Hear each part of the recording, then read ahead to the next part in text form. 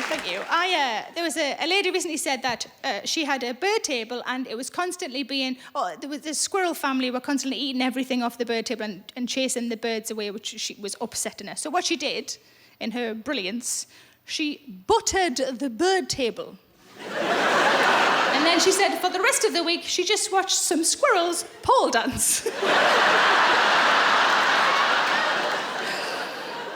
We had one man who'd seen an owl, a baby owl in the road, and he pulled over and he decided it was poorly, not dead, and decided he was going to try and take it home and take it somewhere the next day to look after it. So he balanced it on his lap for a bit of warmth while he was driving along. It started to come round, so he put it smartly, moved it across to the passenger seat, and then it fully came round, and he realised in that split second that he had a live owl in an enclosed space. And it continued to lacerate his face and arms to the point where he had to open the window and just throw the fucking thing out. But I asked this question in Canada. I was working in Canada and I did a show there, and I sort of casually forgot that they'd have an entirely different set of wildlife there. And one lady, really posh lady, she said, kayaking with a pot of orca. I said, there are 6 words in that sentence and I don't know what 3 of them are. And one lady said that her dog was barking. She went downstairs to see what her dog was barking at. And in her kitchen was a fully grown grizzly bear. I know, it just let itself in her back door. Not like that, that sounded bad, not like that. Like that, not like, woo! Don't know what the mime is. One of my favourite ones, we were in Leeds a few months ago, and I said, what's the best thing you've seen in nature? And the lady shouted out, a Dalmatian! And I thought, oh, bless her, she's not really understood the question. And then she said, humping a pony! I was like, there you go, there's your story. I said, where did you see that? She said, Blackpool Pleasure Beach. I said, did you watch it for very long? She said, no, not long, I was on a roller coaster. What the fuck's happening, Dad? I noticed when I moved to the countryside, having lived in the city centre for so long, is that power cuts last a lot longer. So the first power cut we had in the countryside lasted 26 hours. I'd never experienced anything like that before. And we realised by 6 p.m. the power wasn't going to come back on, so we just prepared for a night without it. Now, luckily, my husband is quite a Bear Grylls. I know. So he went foraging for curry.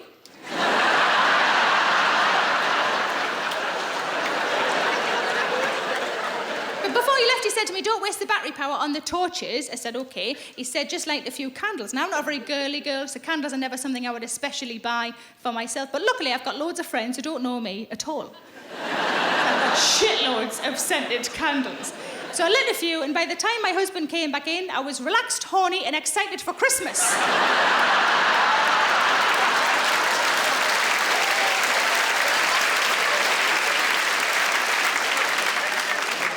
I seem to have acquired that I would never buy for myself is sticks in a jar. Have you seen this? Sticks in a jar? Sticks in a jar? Does anybody know what the proper name is? Reed diffuser. A few of you shouted out at the same time. Thank you. If you don't know what it is, it's just a jar that has perfume in it, and the reeds or the sticks carry the perfume up, make the room smell nice. I didn't know any of this when this was given to me as a present. It reminded me quite a lot of the incense sticks that my friend had when I visited her at university, so I nearly lit the fucking thing. Accidentally created a Joe Malone Molotov cocktail.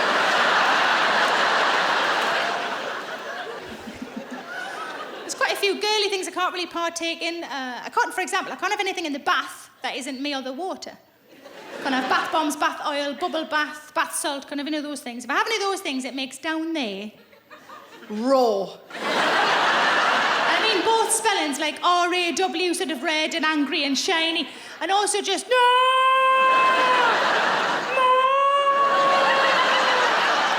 Pretty sure that's what the Katy Perry song is about. It's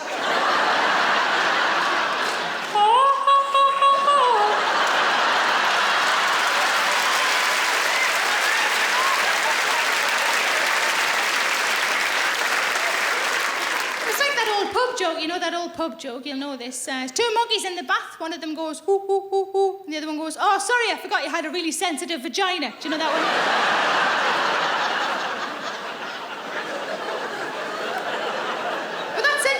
that. If you say that I've got a really sensitive vagina, I meant that in like a practical way just then. But you could also say that at kind of sexy time, couldn't you? You've got to be careful of those sentences that on paper look like the same thing. Here's another one. Got to be careful. I'm not wearing any knickers. Because I've got a touch of thrush and I'm trying to get a bit of air round.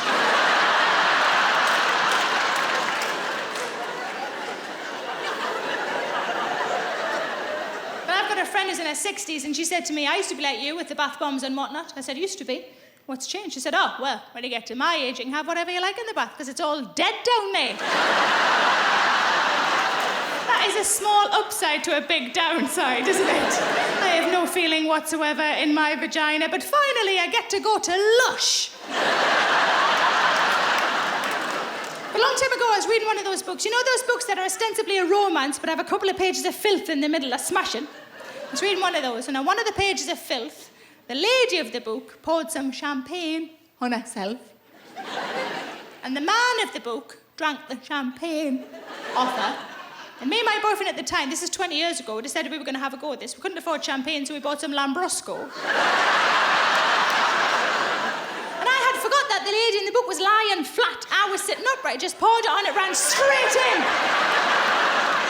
Smarted like a motherfucker.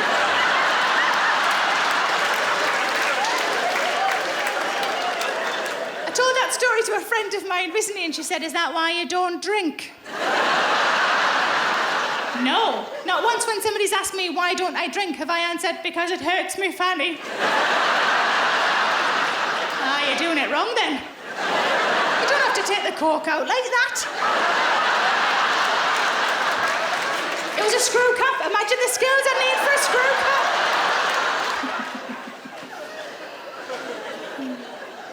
But I had to talk to one of my neighbours recently. Wasn't planning on doing that for sort of ever, really. Gives a cheer if you talk to your neighbours? Gives a cheer if you don't? I had to talk to my neighbour because we share a septic tank. Now, if you don't know what a septic tank is, the fact that my neighbour refers to it as a sewerage tank should give you a good indication of what's in it. I've never seen the septic tank. It's on her side of the fence. I imagine they're in the ground. Is that right? Does anybody know? Yeah, thank you. I didn't know that. So in my mind, I pictured it as like a skip on a drive with a lid on. So when she came round to tell me it was nearly full, because my neighbour's quite little, I pictured her like lifting the lid on her tippy toes. Oh, her IBS is playing up again, Gerald. Push that one back in, it's bobbing out. I do have IBS, irritable bowel syndrome. I also have PCOS, polycystic ovarian syndrome. I like to put those collections of letters at the end of my name and pretend I went to university. So people think that I'm educated rather than regularly shitting my barren self. One of my friends said to me, she said, I can't always tell if you're about to tell me a secret or you're sneaking out a fart.